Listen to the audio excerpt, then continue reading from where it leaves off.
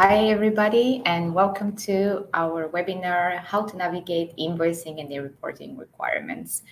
As people are still joining, I'm going to first just give you a few tips about the platform and how the webinar is going to go, and then I'm going to introduce the speakers, a little bit about the topic and all. So first of all, we're going to have a Q&A session at the end of the webinar, so please feel free to send questions throughout the whole presentation or at the end when we have the time for the Q&A session. In case we don't manage to answer some questions, we will, of course, send them to you after, or you can always email any of us.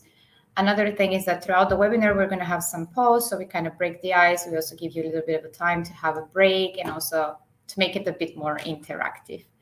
And now that I see that more people have joined, also feel free to put any comments or in the chat area down at the right. So what are we going to talk about today? Today, we're going to talk about invoicing, as you can see, and as you can see from the title.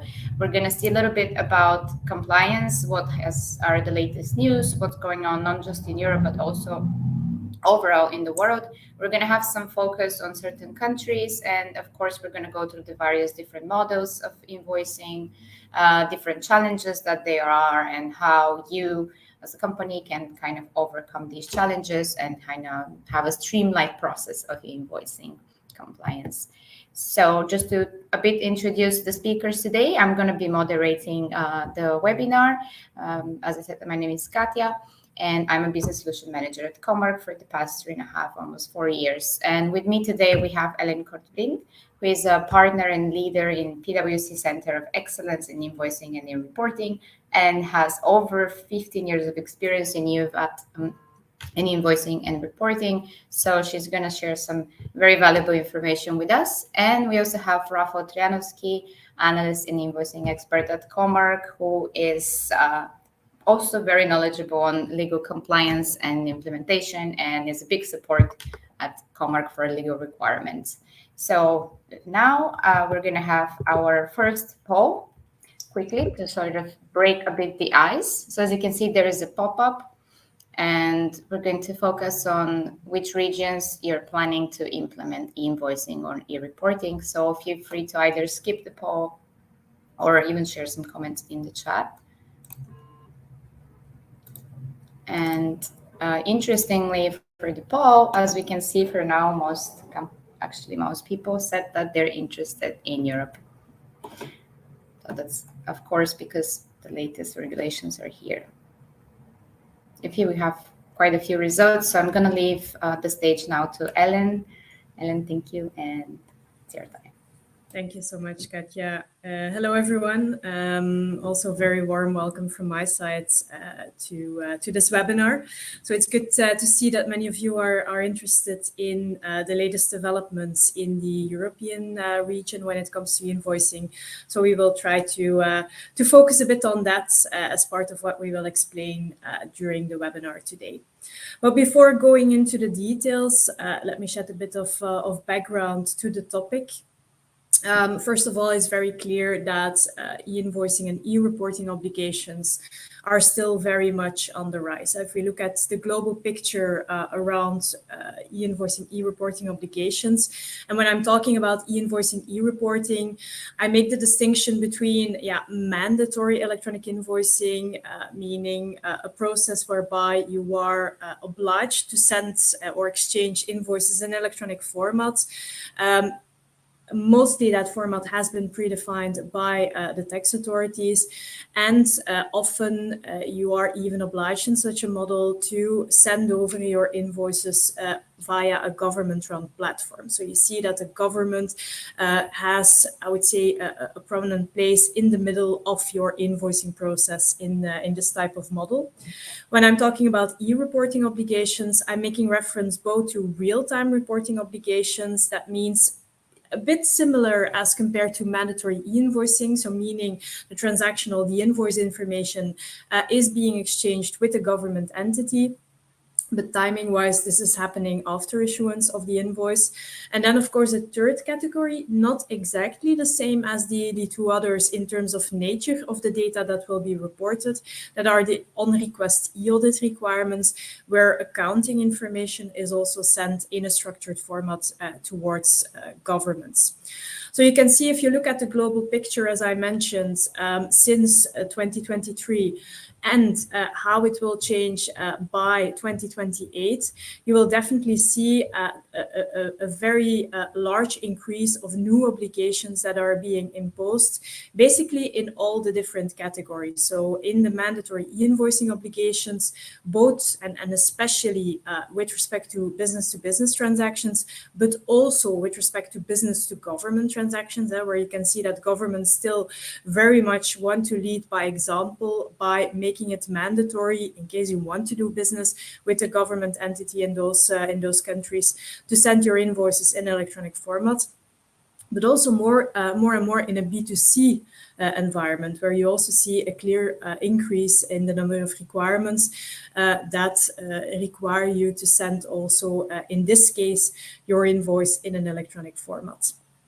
Another very important trend that is already briefly highlighted here, but where I will explain much more details later, is of course a specific proposal that has been issued on EU level. It's called the VIDA proposal, VAT in the Digital Age, whereby if this proposal would indeed be approved as is, all EU member states will have to comply with that new regulation, and e-invoicing and real-time reporting will basically become the norm for intra-community trade.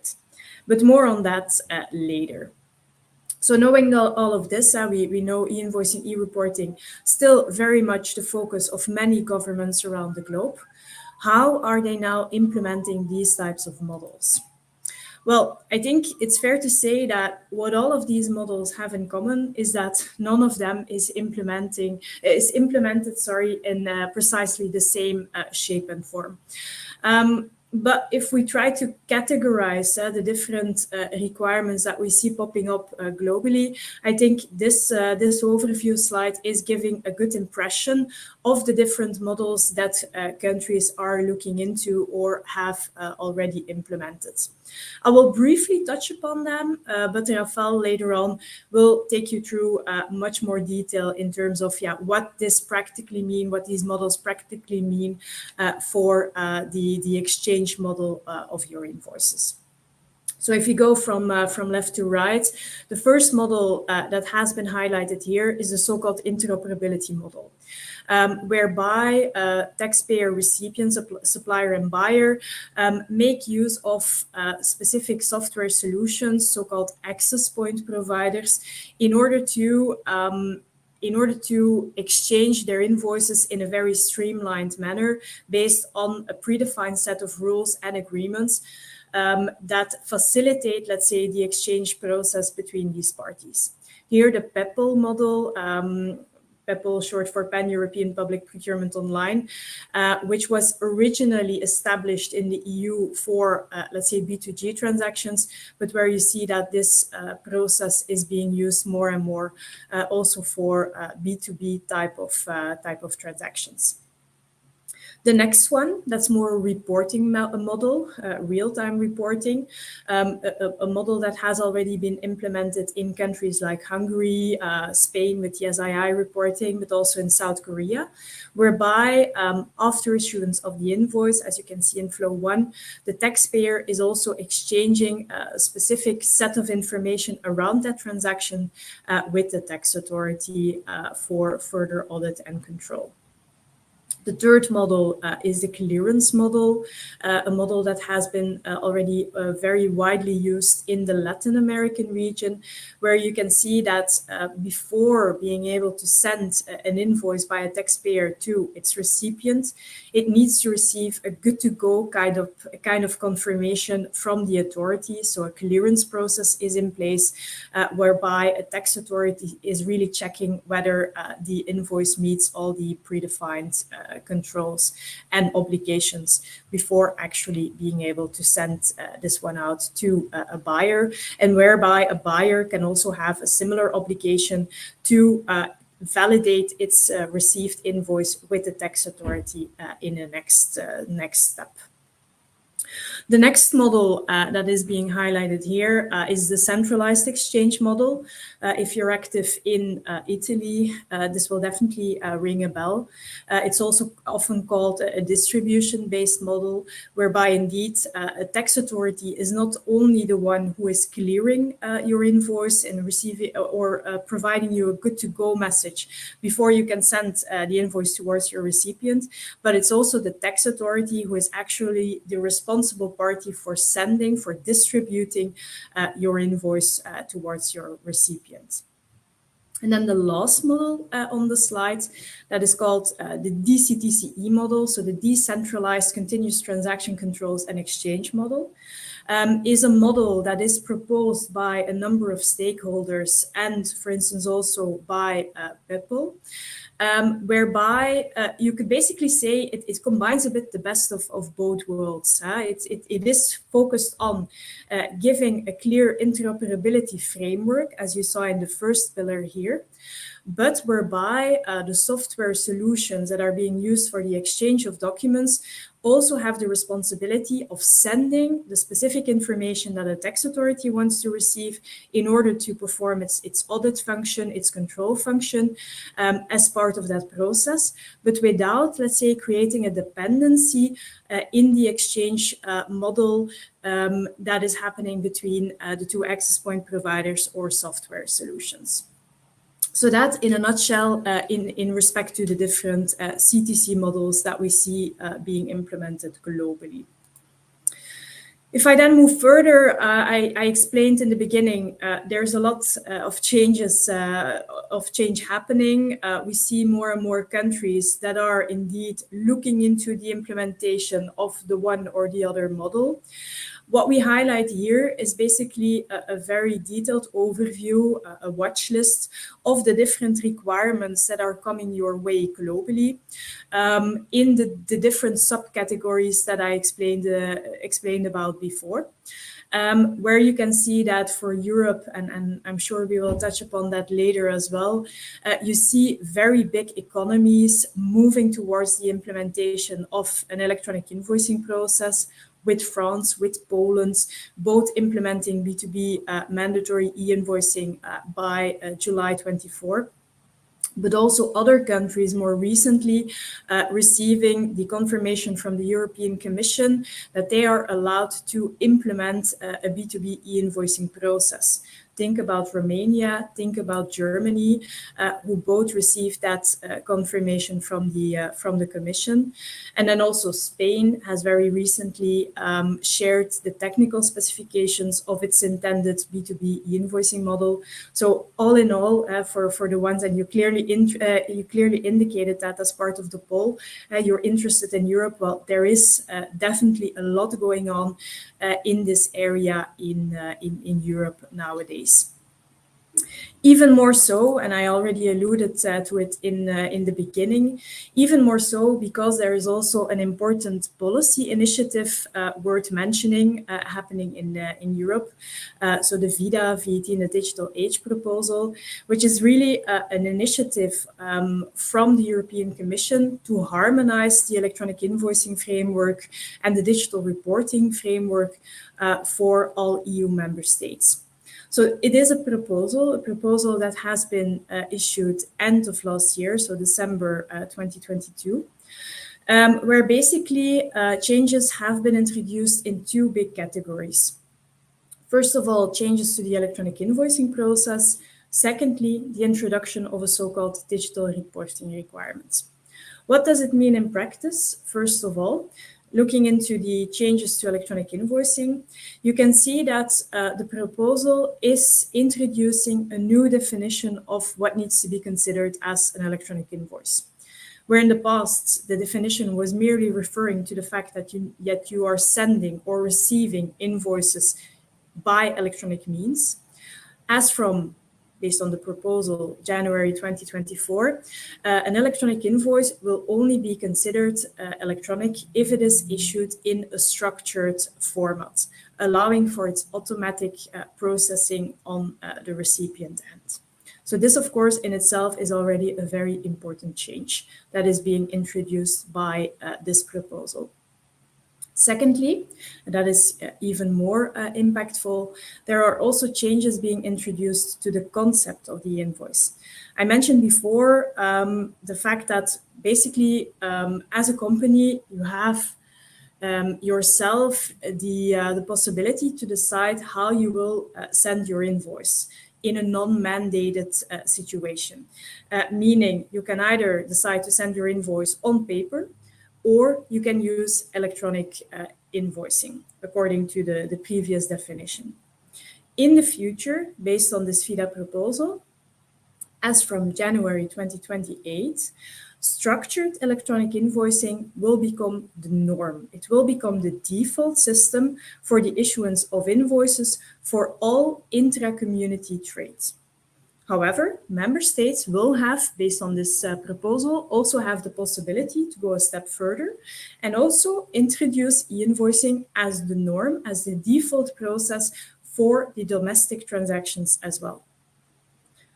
So again here, very big impact if going forward, it will become mandatory, a mandatory process to send invoices in electronic format for all your intra-community trades. Why are they doing that? Why are they introducing this obligation, basically?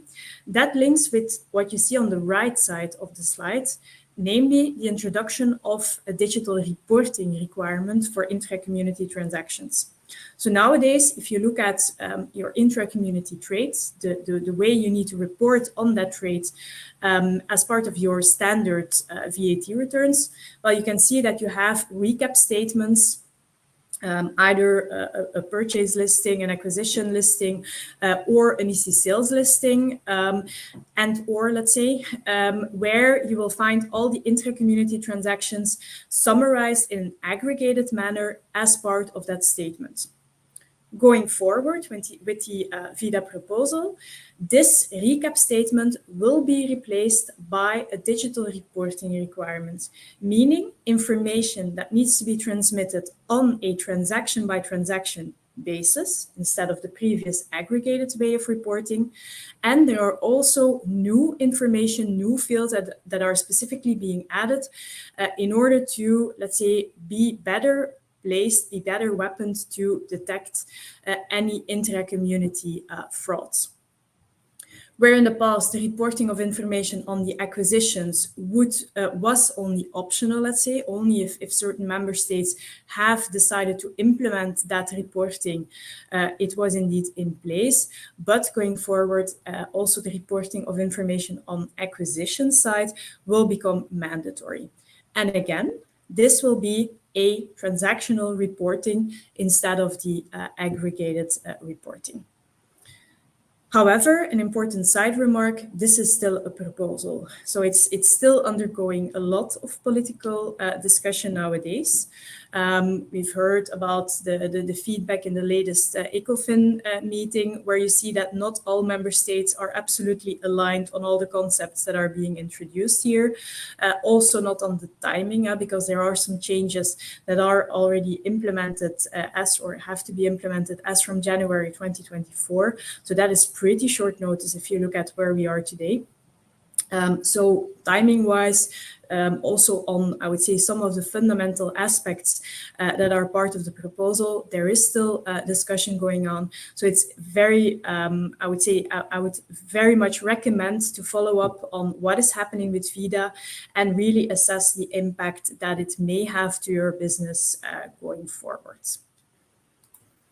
So that is on VIDA, the changes, the watch lists. What are now, based on, let's say, this changing environments, based on the numerous requirements that are heading your way in the future, the top 5 business challenges that we see with the clients that we're talking to.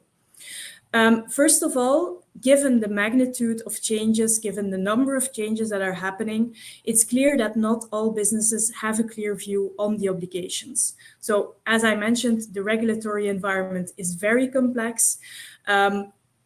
It is challenging to keep up with everything as it is changing. It's not because you have implemented a certain requirement once that it is no longer subject to change. No, unfortunately, changes keep on happening in relation to the scope, in relation to the technical details.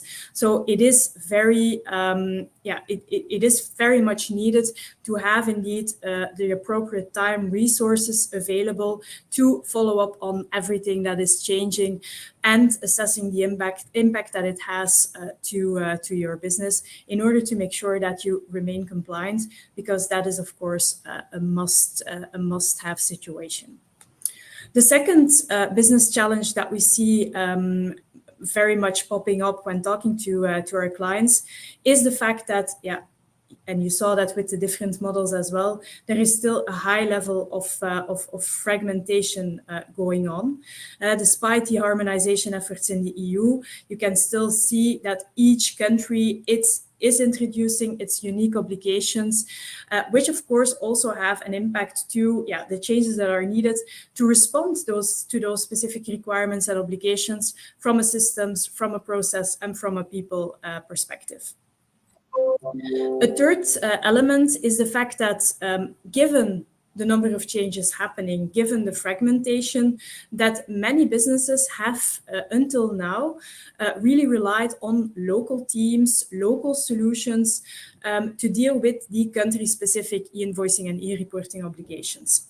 However, based on the magnitude of changes happening, based on the number of requirements on the roadmap, we really feel that that strategy is no longer sustainable for the future. And we see many businesses nowadays really rethinking their strategy and going for a more centralized, a more holistic, a more global approach towards these trends with respect to e-invoicing and e-reporting. Another important challenge is, of course, the fact that you cannot look at these obligations in isolation, meaning you need to look at, I would say, the broader picture and where your invoicing, your e-reporting process really fits within your wider ecosystem, within your wider environment, and how it all ties together. So you really need to connect compliance to the bigger picture, as we mentioned here. And then the fifth important challenge that you need to think about is, of course, the fact that when looking at an invoicing process, a mandated electronic invoicing obligation, it is not just about a specific compliance obligation. It is being able to operate in a country. It is being able to secure your cash position in a country, meaning that the number of stakeholders that are involved in such a process to make sure that all of that is running in compliance in a good manner. That means that you need to involve a larger set of stakeholders, obtain their buy-in in order to come to a successful implementation going forwards. Maybe before I hand it back over to Katja and Rafael, some last words from my side. I mentioned a lot of complexity. Of course, it's not all negative. We are definitely here to support you, and holding this webinar is one of the means, of course, where we really try to guide you to obtain a future-proof response to the changes that are happening. And I think it is very much our attention point to focus on having an end-to-end overall global compliance strategy in place, whereby, first of all, you clearly have a way to understand the current and future obligations, have a really good visibility on how these obligations will impact your unique business situation based on things like your customer channels, your transactions in scope, your existing overall technical framework, and things like that. Really assess the impact to your current environments, define your ambition level to deal with these types of requirements, at a global or at a regional level rather than on a local to local manner. Design your target environment with, again, a focus on having a centralized data hub, global solutions in place to deal with the different requirements.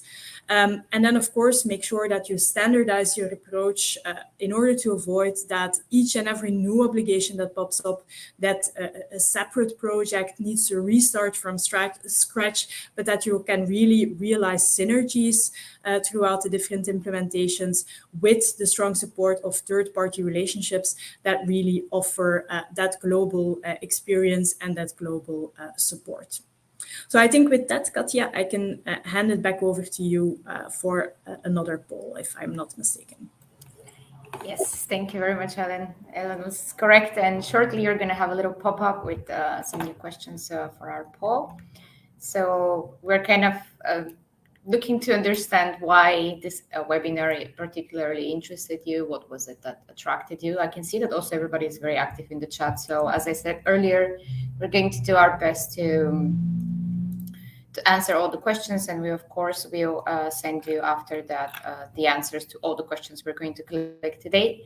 And I see that everybody's mostly collecting information today. I hope you're finding everything informative. And without further ado, I leave you now to Rafael.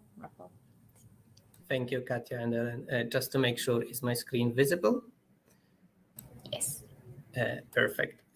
So the following part is actually useful for both those who prepare for e-invoicing projects, as well as those collecting information, because the idea is to bring you closer the technical challenges as well. We all know that currently we have a wave of new digital reporting requirements. They are popping up basically all over the world.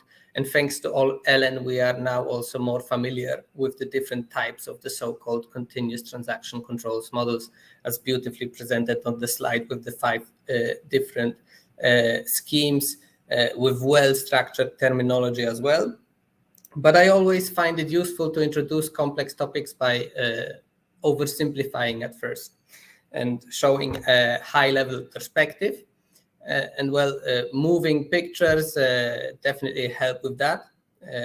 Those flying invoices kind of speak to the imagination a bit better and help getting a better understanding. So starting from the top of the screen, the simplest idea a government can come up with to get more control over the taxpayers' transactions is basically have them send everything through one central platform. It works as the example of Italy proved, and therefore some countries definitely will try and follow. Poland being, of course, one of them already, with the mandate coming up probably in July next year. It is probably not the most business-friendly model, though, as we will see later on.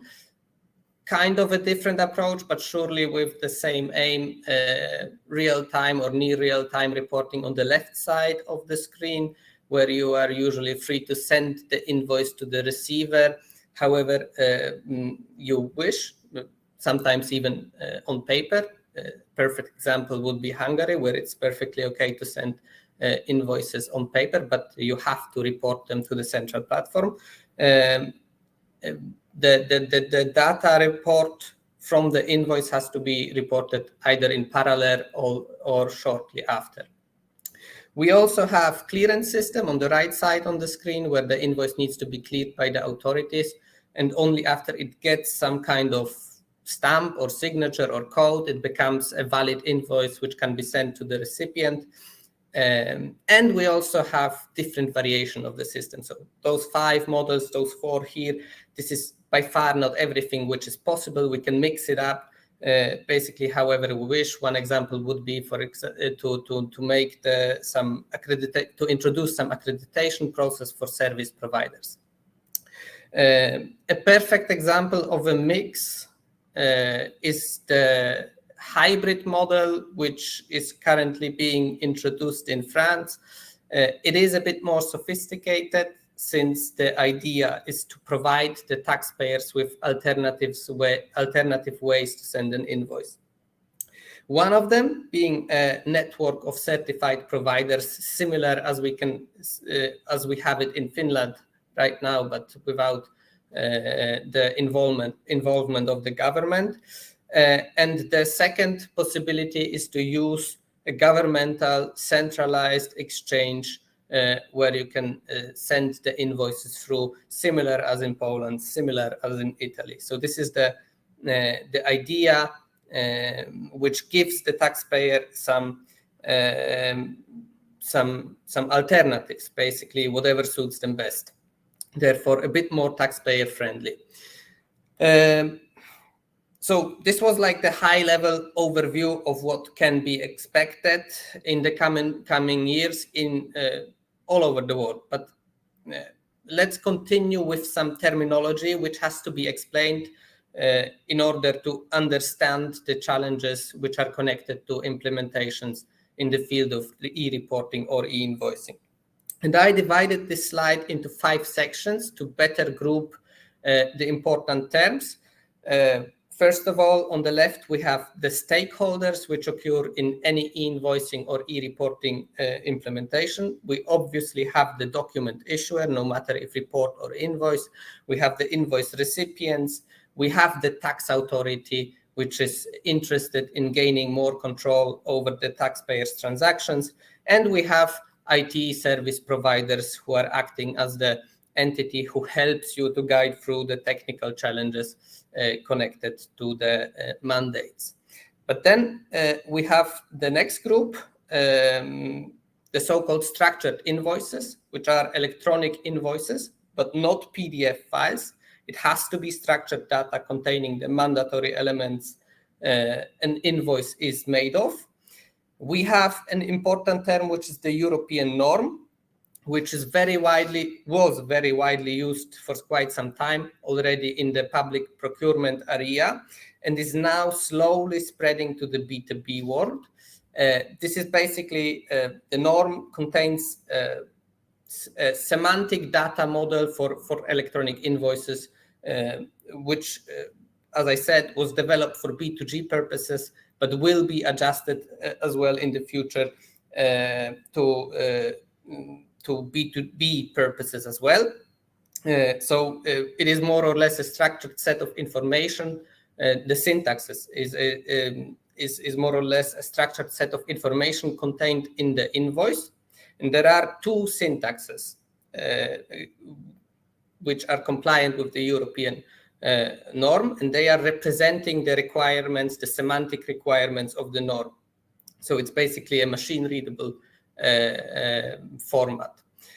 On top of that, we have also the so-called core invoice usage specification, which narrows down certain fields for certain use cases, and they can differ from country to country. We also have extensions which can, for example, add entirely new business terms which were not yet covered, which might, for example, be needed in some country's tax regime. A perfect example would be the German X-Rechnung.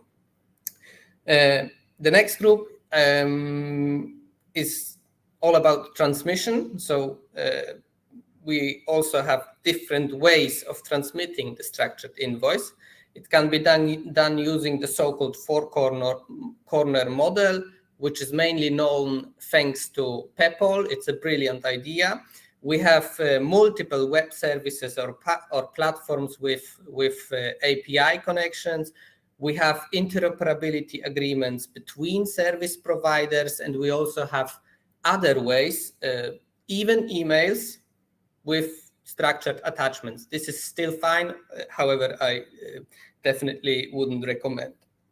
The service providers have to take on multiple technical measures, and the important terms here are for sure the mapping of invoices, which is basically all about converting one document format to another, subject to the constraints imposed by this format.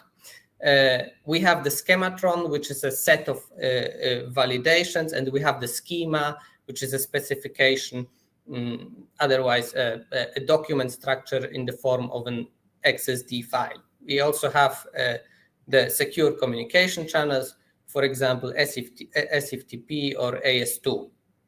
Then we have the terms which fall into the category that tax compliance, such as providing the audit trail, which is all about making sure there is evidence of the sequence of activities in the context of tax relevant documents. We have terms such as authenticity, integrity, readability of the invoice, which are key elements for properly maintaining and storing tax relevant documents. We have the digital reporting requirements, which are imposed by governments, already mentioned by Ellen, which need to be followed, such as, for example, the deadline in France or in Poland. So knowing this, we can more or less answer the question where the tax elements meet the technical elements. And what you can see here is just a set of examples. There are many more. So starting from the top, one of them is the need to map the invoices following the validation rules required by the tax authorities. We have to ensure no data is lost. We have to apply the correct schematron rules for the correct format, for the correct syntax. Then we have to transmit the invoice to the correct receiver or platform, which means that we have to apply the correct authorization mechanism. For example, the open authorization in Romania, or the token authorization in Poland right now, which is probably going to be changed a bit. And we have to use secure communication channel to make sure that the invoices won't be modified by any third parties. We also have to take care of the requirements set out for the invoice management, which means we have to provide proper documentation, such as, for example, the GeoBD documentation in Germany, which is basically a handbook for the tax controllers to better understand the process. As I said, there are plenty more points where the tax challenges meet the technical challenges. So this is by far not everything. This is all still quite high level, but we only have a limited time, and therefore I'd like to continue with a brief summary what has to be considered during e-invoicing or e-reporting implementation. So first of all, we have to conduct a detailed analysis of the local landscape, which includes both analyzing the legal requirements, the law basically, and the technical requirements, so specifications and connectivity documentation as well. So when it comes to those legal requirements, we have to determine what, for example, we have to determine what data needs to be transmitted, what fields are mandatory, what are the deadlines, which business process has to be issued using which platform. So those are all things which need to be analyzed. And then we have the technical aspects as well, such as, for example, does the invoice need to be signed, which is probably going to happen in Spain? Do we have to apply some QR code, which is probably going to happen in Poland? So there are many aspects which have to be considered during the analysis of the implementation. Next, we have the challenges.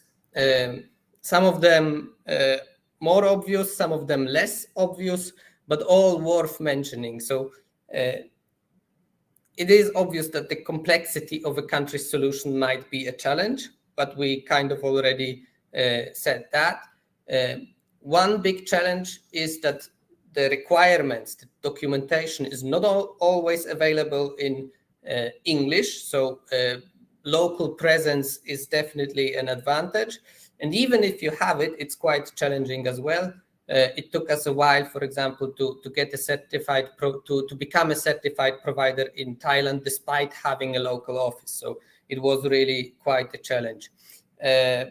Quite often, the authorities, the politicians impose very tight deadlines, which are hard to meet by the governmental entities responsible for the implementation, which means that they very often issue incomplete specification because they are really in a hurry. They have limited resources. So this happens almost in every country. And this leads to the fact that there are many open issues and questions. So the authorities become overflooded with questions and are not able to respond to all of them, which also means that you have to be creative, and having a team which is already has some experience in other countries can kind of guess a bit is for sure helpful. For the very same reason that the resources on the governmental side are often limited, the government platforms are technically immature, which means that there are going to be many errors, especially in the beginning, because the solutions are not really tested too well because of some tight deadlines. And another thing is that an incomplete or not properly working solution means that there are going to be some changes. And in the worst case scenario, they are not going to be announced, which is also very challenging, especially for the technical teams, which suddenly face new solutions which they have to adapt to. So quite difficult case. So there are also some business challenges. I'm not going to mention all of them, but for example, displaying business processes, tax processes, following the rules and validations which apply to the structured invoices causes problems. For example, what was super easy to write down on paper becomes quite hard if it has to pass the validation rules, which sometimes also contain small mistakes. So this has to be kept in mind, that it's not like one-to-one what can be displayed on paper will be easy to display on a structured invoice. Also, ensuring the high quality of data, which is problematic due to the fact that for the government, not all fields which are important to businesses are going to be important as well, which means that they are probably not going to be mandatory, and therefore there might not occur on the invoice, which is a problem for the taxpayers as well. But with all the problems, there are also some advantages. Most of all, it is an opportunity to automate complex invoicing processes and therefore reduce costs. It is also a huge environmental impact, which is important as well. And it also decreases the likelihood of invoice disputes. So there are also business opportunities which are connected to the implementation of e-invoicing processes, no matter if they are enforced by the government or not.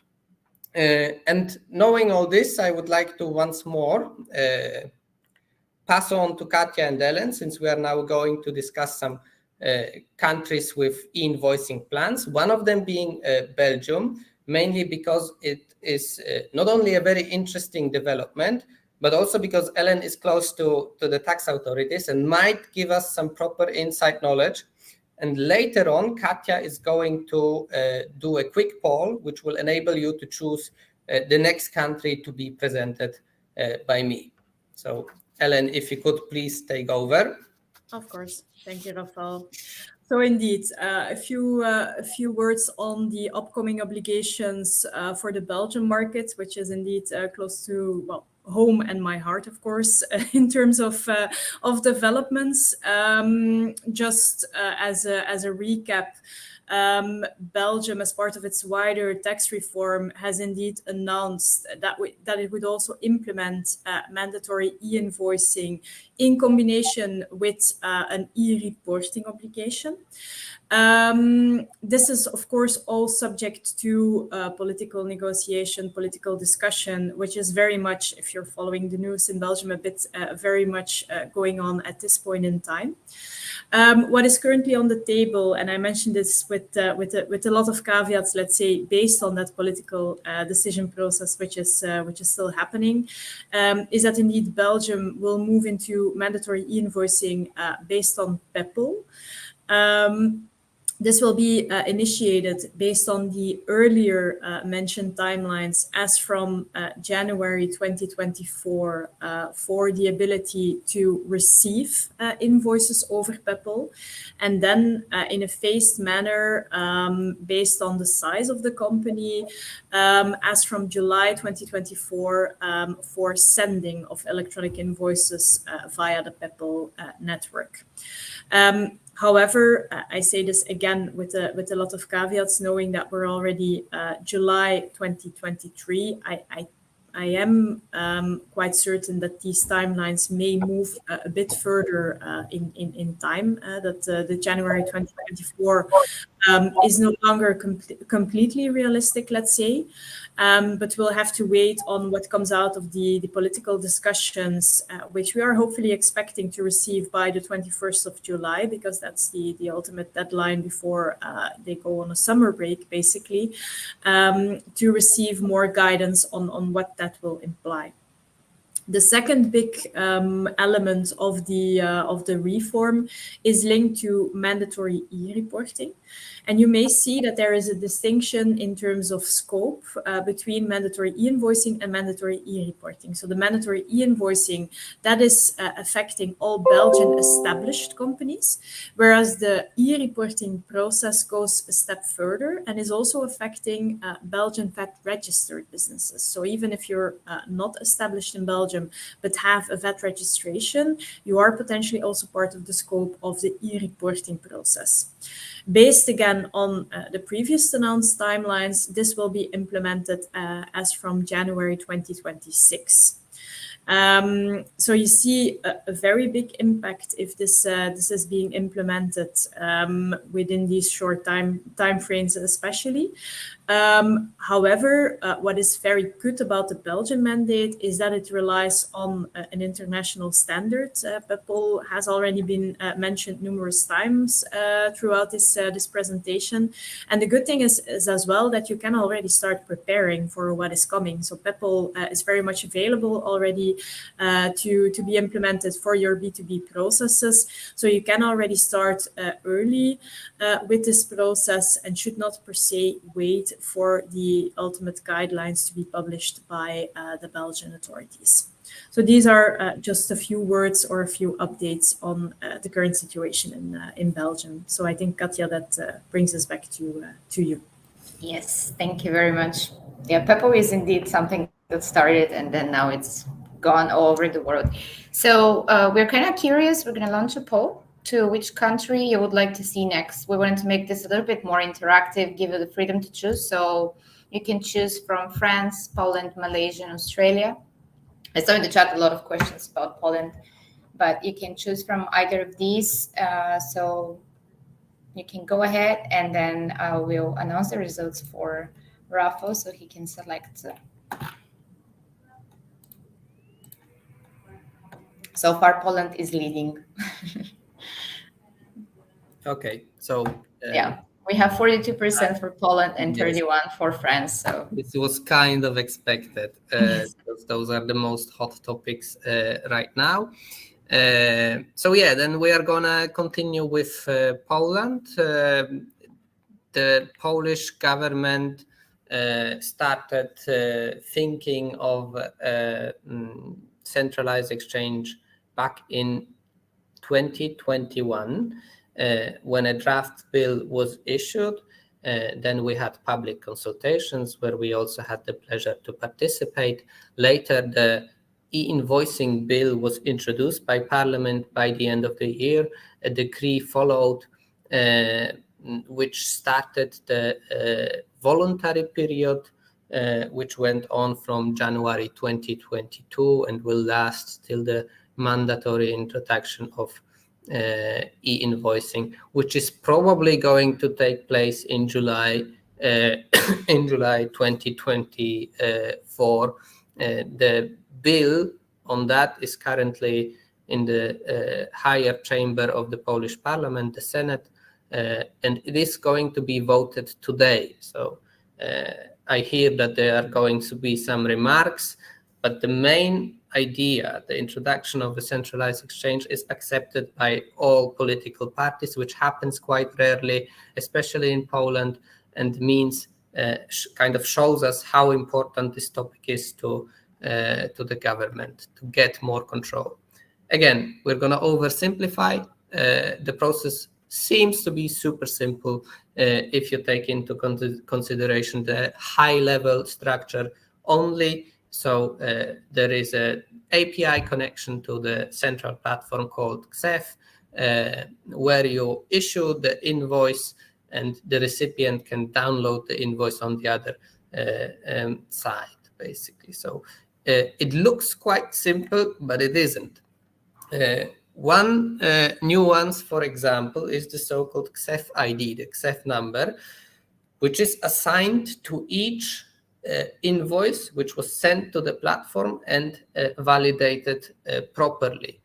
And the interesting thing is that what you send to the platform is actually a not yet invoice. So only once the document gets the number assigned, it becomes an invoice. In theory, you do not have to store the XEF ID, but this only applies in theory. Obviously, you need it for other processes, such as, for example, the correction invoice. So there is no way around storing the XEF ID and using it in further processes, despite the fact that the law actually doesn't make it mandatory to archive it, because the platform also acts as a archive free of charge. The invoices are stored in the Polish platform for 10 years. However, we see a clear trend that the taxpayers are not completely trusting this solution and want to have their own archive, which is probably understandable. Okay, moving on to the next slide. So this is the timeline set out by the draft law, which is going to be voted today. Those deadlines are probably not going to change. They already changed numerous times, but this seems to be final. So during the discussions in the Polish Parliament, the only voice was basically, why so late? Not let's postpone, why so late? So I don't expect, unless anything surprising happens, I don't expect the mandate to be pushed back again, which means that the use of the Polish platform will become mandatory as of July 2024. When it comes to other features, they are going to be introduced a bit later. For example, as of January 2025, issuing so-called receipts with the tax ID, which are a thing in Poland, will not longer be considered an e-invoice. So basically, simplified invoices below 450 zloty will no longer be an invoice. All invoices will have to go through the platform. Also, as of January 2025, cash registers will no longer be able to issue invoices. So this also have to be taken into consideration, despite the fact that B2C invoices are actually out of scope. However, they weren't out of scope in the first draft, which might mean that in the future B2C will also be somehow covered by the mandate, probably not in the form of a clearance system, but more of a reporting system. This is why the platform would have to have some adjustments maybe. And the idea is to have a gradual implementation always. So it only makes sense to start with B2B only. So summing up the obligation, all e-invoicing activities, all transactions subject to VAT in Poland, both B2B and B2G are going to be subject to the mandate. There are some minor exceptions, but they are really minor exceptions. So, for example, airline tickets and train tickets will probably be out of scope. B2C, as already mentioned, out of scope. And what is very important, I'm kind of running out of time, so I'm going to make it a bit quicker. The so-called offline mode was defined in the newest draft. And the offline mode is something which is a bit worrying, because it is being applied whenever there is a interruption in the system. So either planned interruptions or unplanned interruptions. In those cases, we are going to have to issue the invoices outside of the Polish platform, and the requirement will be that the system will turn into kind of a reporting mechanism. So you issue the invoices outside the platform, and later on you have to report it. Important, you have to apply a QR code to any invoice used outside of the platform. So those invoices will have to have a QR code, which will enable to check it later on. There are different deadlines depending on whether the fault is on the taxpayer side or if the outage is communicated by the government. What is also worrying, the penalties. So during the public consultations, we tried to convince the government that this is not a good idea, but despite some minor changes, they are still in the draft, which means that as of January, there is going to be a 6-month-long grace period. As of January, the penalties will apply, and they are quite high, as you can see. So a fine up to 100% of the amount of the tax indicated on the invoice. This is a really high penalty, at least in my eyes. So since we're running out of time, I would suggest that we should move to the Q&A session. If I can hand over to Katja. Yes, thank you everybody for today, first of all. And then I can see there's a lot of questions, and I saw that Ellen kindly replied to some people already in the chat. Thank you, Ellen. But let's start with the first one and see how long we can go. The first question is, how much time is usually needed for C2C implementation, so centralized transaction? I think Rafa, you were talking about implementation. It's always a case-by-case approach. It depends heavily on what kind of invoicing/e-reporting model is being introduced, how complex it is. We've seen cases where we managed to implement a solution in around a month, but this was like super extreme. I would suggest the longer the better. However, 3 to 4 months should be sufficient, but it's going to be a bit tight if the landscape is complex. So I would definitely recommend the longer the better. Okay. Yeah, my experience is the same. And okay, thank you. And let's go to the next question so we have more time. Will e-invoicing replace SAFTI reporting? I think I can perhaps try to answer that one. So will it replace some of the existing reporting obligations? Definitely yes. If you look at the situation in Italy nowadays, where the information that is being exchanged over SDI is already being used as part of a pre-filled VAT return, you see that it is clearly on the longer term, I would say, making some of the existing typical VAT reporting obligations a bit, no longer required, let's say. However, if you look at the nature of SAFTI, that of course goes beyond the pure transactional information. So you see that with SAFTI, governments are not only interested in the transaction by transaction reporting, but also, for instance, by how you have treated those transactions as part of your overall accounting.